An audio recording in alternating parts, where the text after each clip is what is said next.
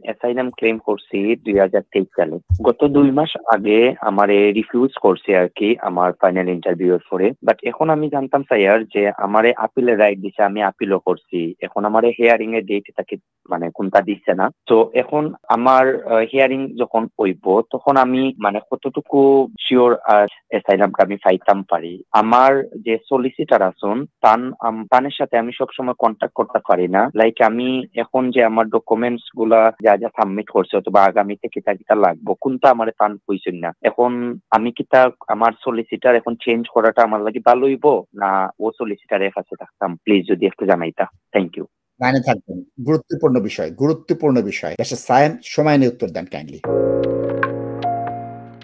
ধন্যবাদ ব্যারিস্টার সায়েম। কলে যাচ্ছি। আসসালামু আলাইকুম। জি আসসালামু আলাইকুম। ওয়ালাইকুম আসসালাম। জি আমি আপনারা কয়েকটা কথা জিজ্ঞাইতাম চাইরাম। আমি প্রায় 2022 সালে ইউকে আইছিলাম। আর আওয়ার পরে আমি অ্যাসাইলাম ক্লেম করছি 2023 সালে। আর গত 2 মাস আগে আমারে রিফিউজ করছে আর কি আমার ফাইনাল ইন্টারভিউ এর পরে। বাট এখন আমি জানতাম স্যার যে আমারে আপিলের রাইট দিছে, আমি আপিলও করছি। এখন আমারে হিয়ারিং এর ডেট তাকে মানে কোনটা দিচ্ছে না। তো এখন আমার হিয়ারিং যখন হইব তখন আমি মানে কতটুকু মানে আমি শিওর হইতাম পারি যে আমার কেসটা সাকসেস হইতে পারে ও আমি অ্যাসাইলামটা আমি পাইতাম পারি, যদি কাইন্ডলি একটু কইতা।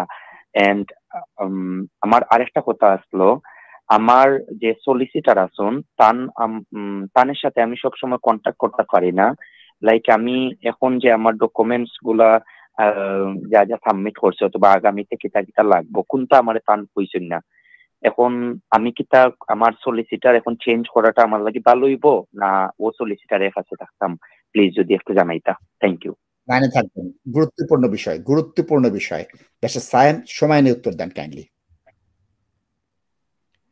প্রথম এবং দ্বিতীয় প্রশ্ন দুটোই অবান্তর এবং অযৌক্তিক। নিজের অ্যাসাইলাম সংক্রান্ত বিষয়ে যদি পরিপূর্ণ এবং গভীর ধারণা থাকতো, তথ্যগুলো জানা থাকতো এবং যে বিশ্লেষণটা দরকার ছিল রিফিউজাল লেটারের সেটা যদি করা থাকতো তাহলে এ ধরনের দুটো প্রশ্ন নো হিউম্যান ইজ ইলিগাল এই বিখ্যাত প্ল্যাটফর্মে আসতো। প্রথম প্রশ্নটি কি ছিল? প্রথম প্রশ্নটি হচ্ছে যে আমার অ্যাসাইলামটা অ্যাপিলে সাকসেসফুল হবে কিনা।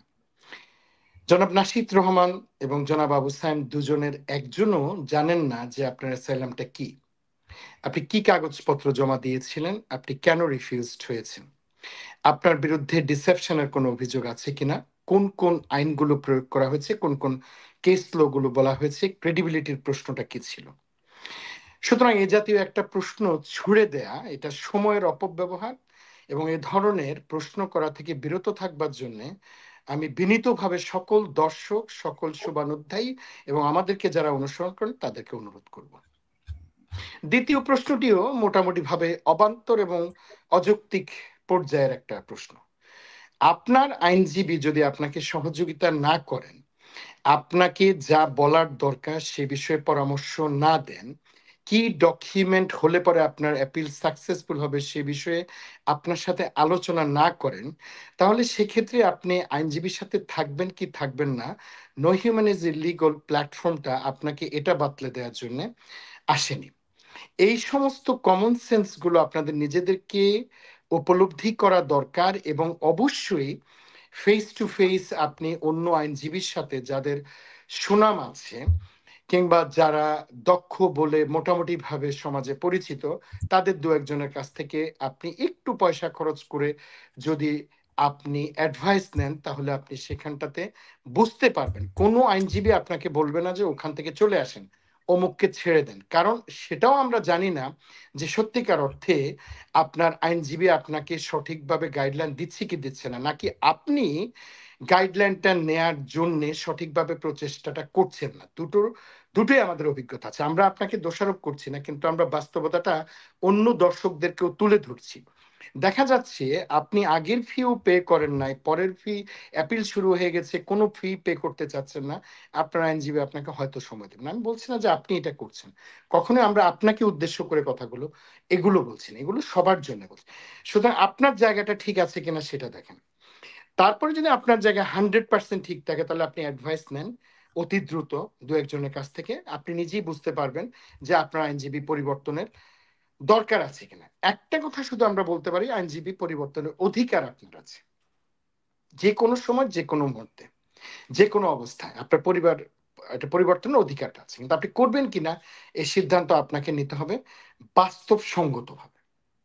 দেখা গেছে আপনার আইনজীবী সত্যিকার অর্থে আগেই আপনাকে সমস্ত কিছু গাইডলাইন দিয়ে দিয়েছে, কিন্তু আপনি সেটার প্রতি হয়তো মনোযোগী হচ্ছেন না। তাহলে সেক্ষেত্রে আইনজীবীর ঘাড়ের উপরে বসে আপনি বৈতরণী পার হতে পারবেন না। একটা অ্যাসাইলাম যেহেতু আপনি এই পর্যন্ত এসছেন, তাহলে আপনারও বোঝার কথা কেন সেটা রিফিউজড হয়েছে। সেখানে নিশ্চয়ই রিফিউজাল যে লেটার, সেখানে ছোট ছোট করে তো কারণগুলো ব্যাখ্যা করা আছে। মোটামুটি ভাবে সব অ্যাসাইলামের ক্ষেত্রে যখন রিফিউজড হয়, একই ক্যাটাগরি রিফিউজালের ক্ষেত্রে মোটামুটি কাছাকাছি সমান ধরনের আপনার ইস্যুগুলো আসে, রিজনগুলো আসে। আপনার ক্রেডিবিলিটি নিয়ে সমস্যা, আপনি ইন্টারভিউতে ইনকনসিস্টেন্ট ছিলেন, আপনার ল্যাক অফ ডিটেলস ছিল, আপনি যে ডকুমেন্ট জমা দিয়েছেন ডকুমেন্টটা ভালো হয়নি, এটার ফেসে মনে হয় না যে তানভীর অ্যাপ্লাই করে এটাকে গ্রহণ করা যাবে। তারপর হচ্ছে আপনি প্রয়োজনীয় ডকুমেন্ট দেননি, ওই ডকুমেন্ট মিসিং হয়েছে, ইংরেজিটা ঠিকভাবে হয়নি। এগুলোই তো, আকাশ থেকে আর কিছু আসে না। পড়েছেন রিফিউজাল লেটারটা, পড়ে নিজে ভাগ করেছেন যে আপনার কি প্রয়োজন। যদি বলা থাকে যে ঠিক আছে আপনি এফআইআর দিয়েছেন, অ্যারেস্ট ওয়ারেন্ট দেননি, এজাহার গেছে, অ্যারেস্ট ওয়ারেন্ট যায়নি, তাহলে কিন্তু আপনি ইন্টারভিউতে অ্যারেস্ট ওয়ারেন্টের কথা বলেছেন, তাহলে আপনার অ্যারেস্ট ওয়ারেন্টটা লাগবে। ঠিক আছে, আপনার মামলাটার বিষয়ে সন্দেহ প্রকাশ করেছে, তাহলে অবভিয়াসলি আপনি হয়তো একটা expert report, legal expert report দিতে পারেন। আপনার হেলথ রিজনে ইস্যু থাকলে সাইকোলজিস্ট, মেডিকেল রিপোর্ট এগুলো আসতে পারে। সুতরাং আমি যেটা বলবো, আপনি আপনার আইনজীবীর সাথে বসেন, আর যদি না বসতে পারেন অন্য কোনো আইনজীবীর সাথে আপনি সরাসরি একটা পরামর্শ দেন। কিন্তু জেনারিক প্রশ্ন যদি করেন, ভাষা ভাষা ওড়া ওড়া, এগুলোর উত্তর দিয়ে আমরা আপনাদেরকে সহযোগিতা করতে পারবো না। নাশিদ ভাই অনুষ্ঠানে আজকে শুরুর দিকে একটা কথা বলেছেন যে হেল্প ইউর সেলফ, নিজেকে সাহায্য করেন, স্মার্ট হন, দেখবেন যে ইনশাআল্লাহ ভালো করতে পারবেন।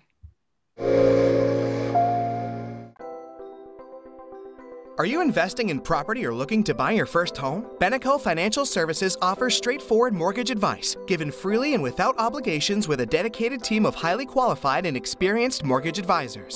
Whether you are a first-time buyer or an experienced landlord, we have the right mortgage solution for you. Residential mortgage, limited company mortgage, buy-to-let mortgage, commercial mortgage, Islamic mortgage, bridging finance. To book your free consultation meeting, call us today on 0208 050 2478.